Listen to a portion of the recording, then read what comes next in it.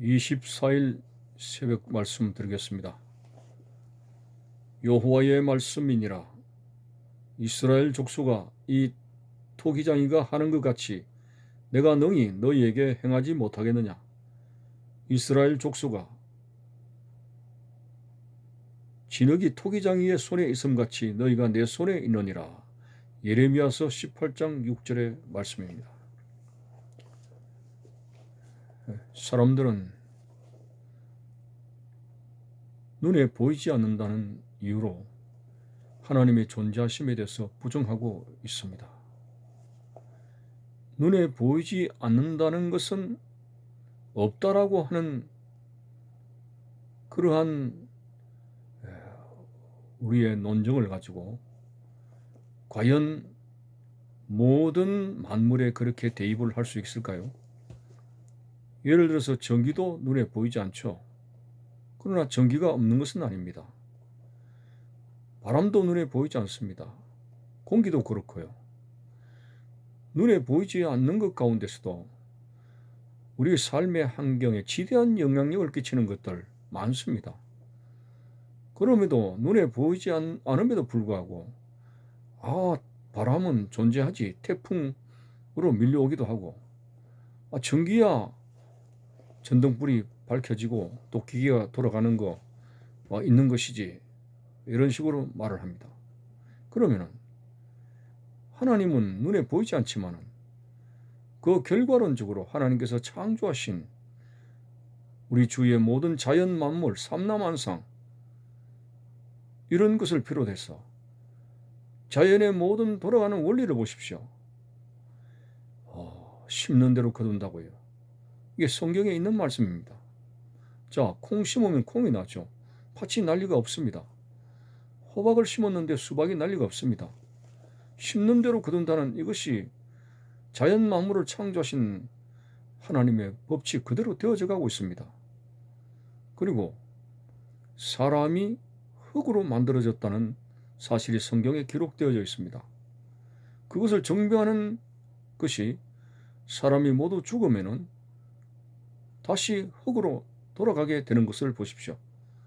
이것이 우연의 일치가 아니죠. 애써 하나님의 존재를 부정하려고 이렇게 하나님께서 인간을 창조하신 그런 부분에 대해서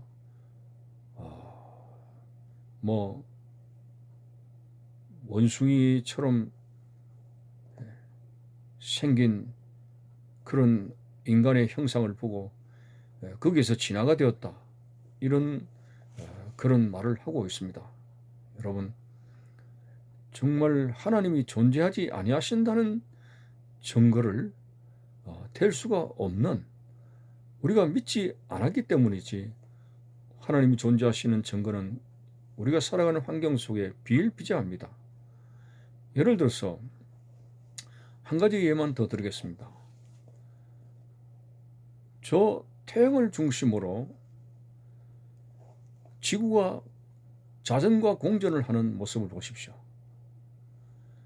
태양을 중심으로 지구가 자전과 공전을 이루면서 시간을 이루고, 그리고 날씨를 이루고 날짜를 이루고 하는 모든 원리, 이거 신기하지 않습니까? 그리고 엄청난 그 우주에 많은 항성들이 있으면서도 부딪히지 아니하고 계속적으로 조화롭게 하모니를 이루면서 잘 돌아가고 있습니다. 자, 이런 천체의 운행의 원리가 아주 조그마한 물질 속에도 있습니다. 물질 그 자체를 쪼개면은 그것이 분자가 되고, 분자를 쪼개면 원자가 되고, 원자는 또 쪼개면은 원자 핵을 중심으로 전자가 돌고 있습니다. 자, 보십시오. 태양을 중심으로 지구가 자전과 공전을 하고 있는 그것의 그 원리가 심히 눈에 가물거리는 그 원자 속에 원자 핵, 플러스 전기를 띤 원자 핵을 중심으로 마이너스 전기를 띤 전자가 돌고 있는 것은 플러스의 어떤 그런 에너지를 가진 태양을 중심으로 마이너스 전기를 띤 지구의 자전거 공전, 이런 원리가 바로 천체의 축소판이 심히 작은 물질 속에도 들어있는 원리가 있습니다. 뭐 이거 하나뿐이겠습니까? 그래서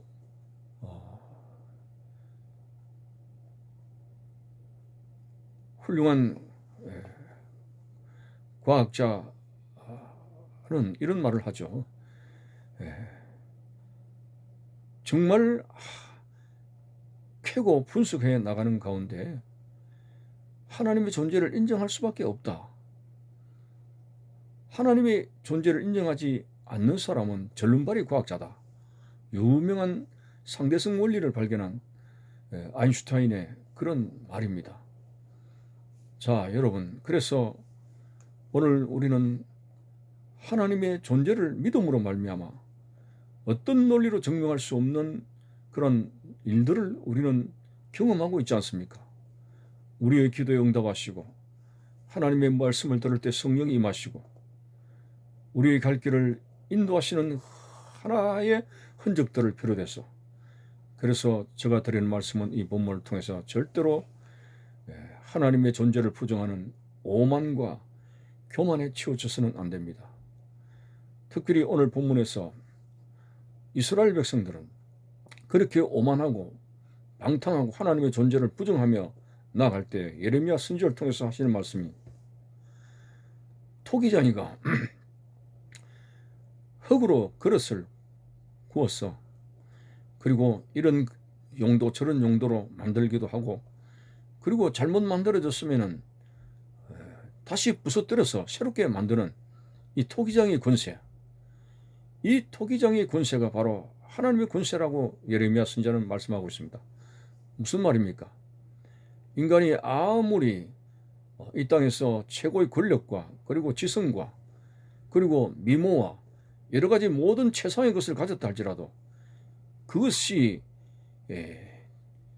교만으로 치우쳐서 하나님에 대해서 존재를 부정하고 그렇게 인간이 교만하게 될 때 하나님은 토기장의 권세를 가지고 그런 인간들을 얼마든지 부수뜨릴 수가 있다고 하는 것입니다.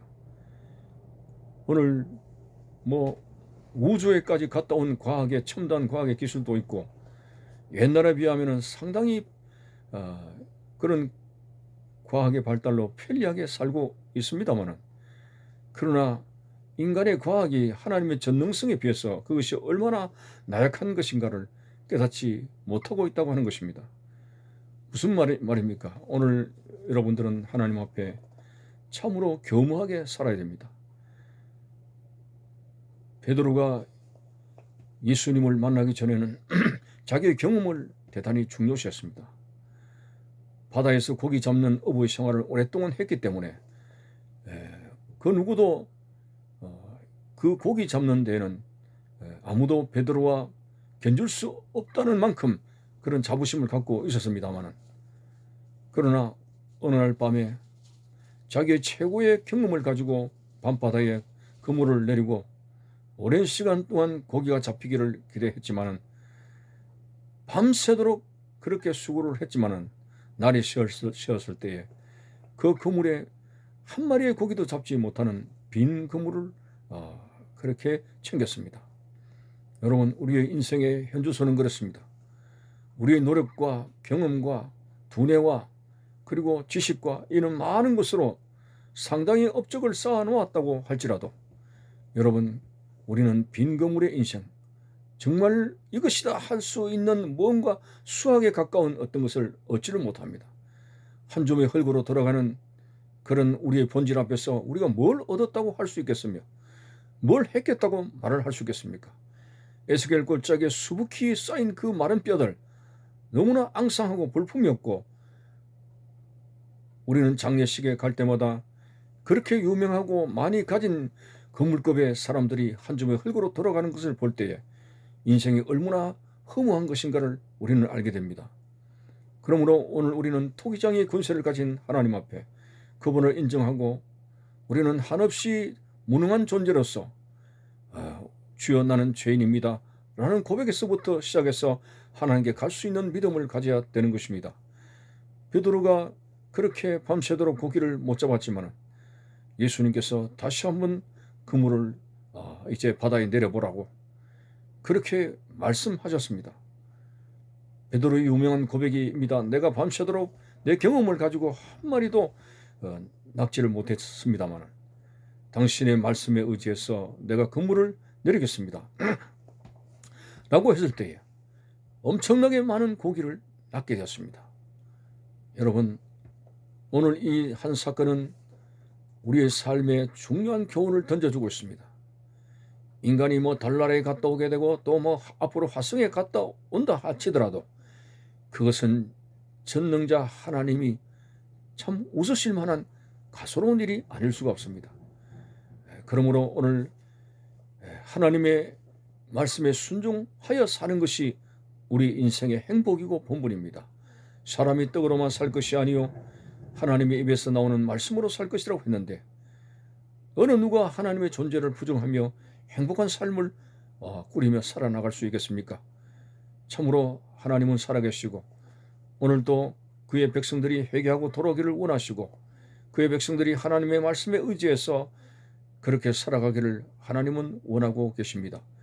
그러므로 오늘 토기장이 권세를 가진 하나님 앞에 우리는 참으로 내 자신의 존재가 얼마나 약한 존재인가, 상한 갈대처럼 으스러지는 그런 존재임을 알게 되고 진정 주께서 우리를 도우시지 않는 한 살아갈 수 없습니다라는 겸한 자세가 참으로 우리에게 중요한 도전이 되어져야 된다고 하는 것입니다.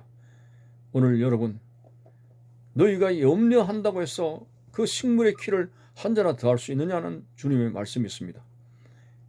오늘 우리가 염려를 가지고 식물의 키를 자라게 하는 것이 아닙니다.